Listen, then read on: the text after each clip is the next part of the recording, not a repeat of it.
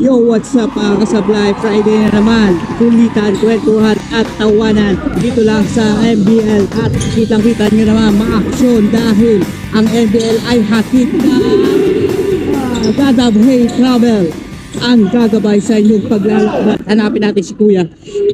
Siyempre, nandito mga committee natin.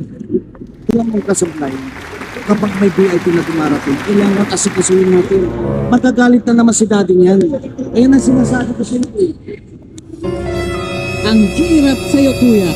Ikaw lagi ang nasusunod. Siyempre. Lahat ng gusto mo, ikaw lagi ang nasusunod. Kuya mo ko eh. Kuya mo ko, kaya lang sundin mo ko. Ako si Kuya nagpapahilo. A few inches later. Tingnan natin.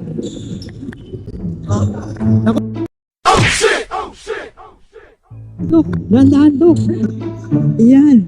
Kumakarat ka kasi. Iyan. Sige, Dok.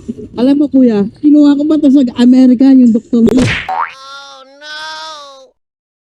Oo. Sandali, tumawag si Daddy. Nag-aalala yata. Ano, okay. Wow. Hello? Okay lang si Kuya kumuha ko ng doktor na galing sa Harvard pa to. Harvard pa to nag-aaral. Ayun Ano Dok, okay lang ba? Okay lang. Kaso yung inilot ko. Pagpasensya mo na. Wala, hindi na kaya eh.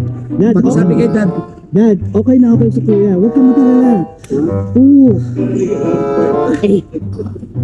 Ako Dad, maniwala ka sa akin. Yung doktor na to, galing pa sa Harvard ko.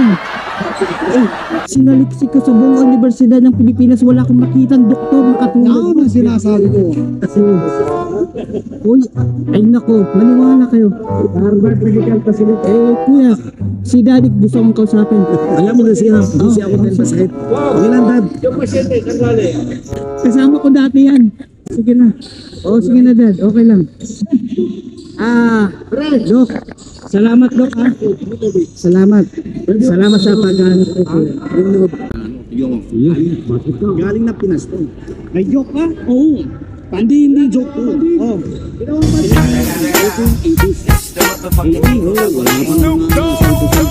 Tapos, parang ka ng ganito.